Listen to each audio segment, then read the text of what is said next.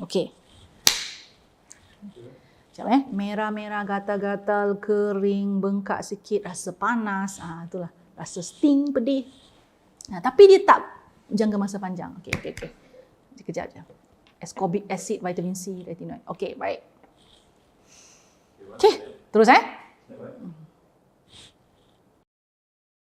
Apabila anda pakai produk yang baru kan, produk yang terutamanya mengandungi acids like AHA, BHA ataupun yang mengandungi bahan yang bersifat mengelupaskan, exfoliate the skin, ataupun yang ada kesan kerolitik, yang boleh ada kesan mengangkat sel kulit mati, macam exfoliation but in a different way, tapi dia boleh menanggalkan sel kulit mati juga, contoh retinoid.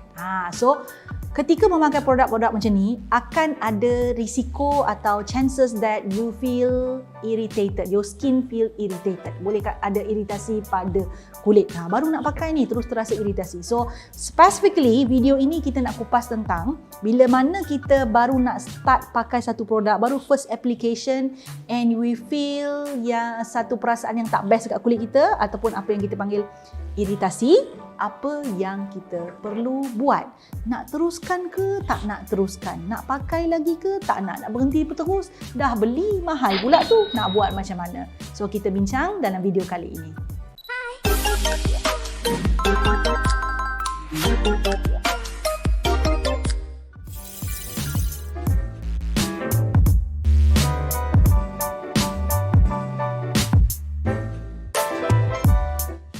Hi glowy girls, glowy guys. Yes, I believe definitely mesti ada sekurang-kurangnya satu produk di dalam koleksi anda yang mengandungi AHA atau BHA atau vitamin C, ascorbic acid lah, atau retinoid, atau mungkin semua benda ni ada. So kalau saya mengimbas kembali pengalaman saya menggunakan, let me remember, sejenis vitamin C lah, serum, dan juga ada satu tu Pixi Glow Tonic yang ada glycolic acid, toner yang ada glycolic acid 5%.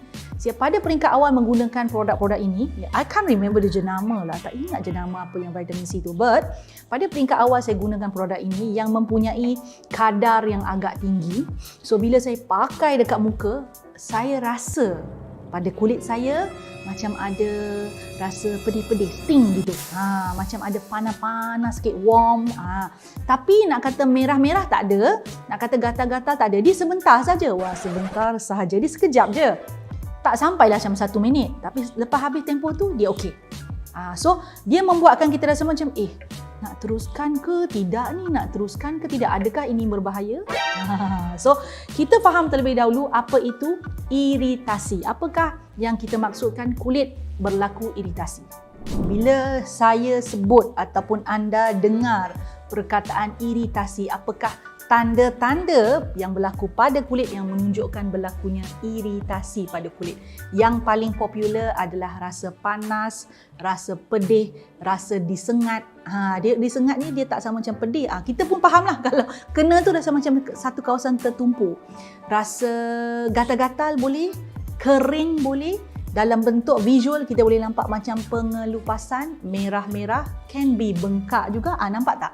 Itu semua tanda bahawa kulit tu dalam keadaan tidak normal. Tidak, kita panggil dia tengah angry atau sedih. Kulit yang bersedih, kulit yang marah, macam tu. So that is irritation. Skin that sedang berlaku, kulit yang sedang berlaku iritasi. So dalam situasi yang saya bincangkan tadi, macam saya jelaskan tadi, sometimes we use product, kita rasa begitu sekejap saja. Tapi it makes us wonder, should we continue or not? So I'm giving you few tips now, macam mana nak mengurangkan, dia bukan mencegah lah, kita panggil reduce, mengurangkan kesan iritasi ini ketika anda menggunakan produk yang mengandungi AHA, BHA, ascorbic acid ataupun retinoid. All these ingredient boleh menyumbang kepada keadaan iritasi. Cara nak mengurangkan kesan iritasi, pertama, iritasi ni dia dikaitkan dengan macam satu keadaan yang angry skin, So cara nak mengurangkan benda yang angry adalah give them water. So maksudnya dekat sini, kekalkan atau tambah kelembapan kepada kulit. Sebab itulah kan sangat digalakkan. Katalah anda nak guna vitamin C serum. So bila nak pakai vitamin C serum, kita digalakkan sebelumnya itu pastikan cukup kita punya hydration. So cara saya buat adalah pakai toner yang hydrating dulu. Essence yang saya pakai tidak ada benda yang exfoliate lagi dan biasanya akan soothe the skin siap-siap, akan hydrate the skin siap-siap. Baru saya pakai serum vitamin C yang kadar vitamin C dia tu agak tinggi. So the chances of irritation can be slightly lower sebab kulit kita berada dalam keadaan kelembapan yang mencukupi. So skin barrier biasanya kalau kuat dia mempunyai kelembapan yang mencukupi. So in order for us to increase the strength of skin barrier, tambahkanlah kelembapan. Baru kita pakai produk-produk yang kadar bahan aktif AHA, BHA atau ascorbic acid atau retinoid ini akan jadi serasi dengan kulit kita, insya-Allah. Cara kedua, bila kita rasa kulit kita first time bila pakai produk tu mengalami iritasi yang seperti saya sebut tadi, iritasi yang sementara tu, bila kali kedua pakai, saranannya adalah nak kurangkan iritasi tu, cuba pakai bahan tersebut selepas kita pakai pelembap. So bila kita letak satu lapisan pelembap dekat atas muka, bahan-bahan yang ada AHA atau BHA atau vitamin C dengan retinoid ni kan, apa yang berlaku adalah dia tidak akan serap terus masuk ke dalam kulit tau. Dia perlu melalui lapisan pelembap yang kita letak tu, jadi it's gentler on the skin. It does not immediately bahan tu yang irritate tu terus touch the skin. So itu dia punya teknik lah, kita panggil hack, skin hack gitu. Cuba pakai macam tu. So bila anda pakai macam tu, anda boleh rasakan your irritation tu dia tidak seperti kali pertama anda pakai produk. Actually produk tu masih bagus dan boleh dipakai. It just ada kesan awal yang begitu. Okay, try pakai selepas pakai pelembap. Perkara ketiga yang perlu diberi perhatian adalah bila anda mengguna produk yang mengandungi bahan-bahan aktif yang can irritate your skin. Satu perkara yang boleh berlaku adalah disebabkan ia juga mempunyai kesan exfoliating ataupun kerolytic effect ke atas kulit ni. Jadi bila kita lepas pakai produk tu, kulit kita akan macam mengalami pengelupasan permukaan. So our skin is exposed.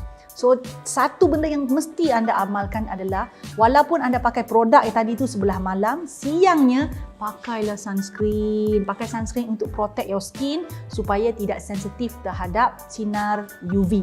Dan satu lagi, of course lah, jangan serah diri direct kepada cahaya matahari kan.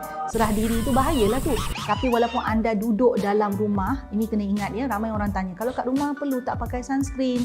Pakai, amalkan pakai sebab kita nak create that habit. Ya, so that habit of protecting your skin ni di siang hari ni jadikan satu benda yang anda tidak akan tinggalkan. Jangan rasa benda tu beban. It's good for your skin, it's good for you. So teruskan pakai walaupun di rumah. Cara nak kurangkan kesan iritasi juga satu lagi adalah kalau kita dah tahu kita pakai satu produk tu ada bahan-bahan yang agak kuat, yang ada AHA atau BHA atau vitamin C, ascorbic acid ataupun retinoid tadi, saya nasihatkan janganlah pakai produk lain yang ada bahan yang sama dalam rutin yang sama. Apa maksud rutin ni? Rutin adalah satu proses penjagaan wajah yang bermula dengan pakai cleanser sampai penutupnya kalau kat siang hari tu pakai sunscreen. Tapi kalau malam tak adalah sunscreen tu kan. So tu satu rutin lengkap.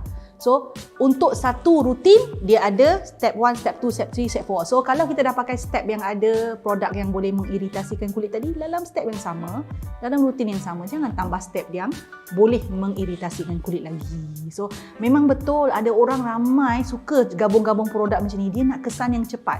But kalau kesan yang cepat itu cenderung merosakkan kulit, baik jangan buat. Lagi bagus pakai asing-asing, ya, rutin yang berbeza, walaupun kesan dia tu lambat tapi kesan tu sangat baik untuk kulit. Itu yang kita nak.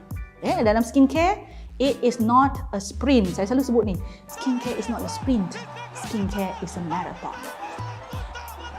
Jadi begini tau, kalau lepas ni anda pakai satu produk, for the first time you use it, you feel that it irritate your skin in any way, sama ada burning sensation ke, ada sting ke, ada gatal-gatal merah-merah, tapi sementara dia sekejap, ya.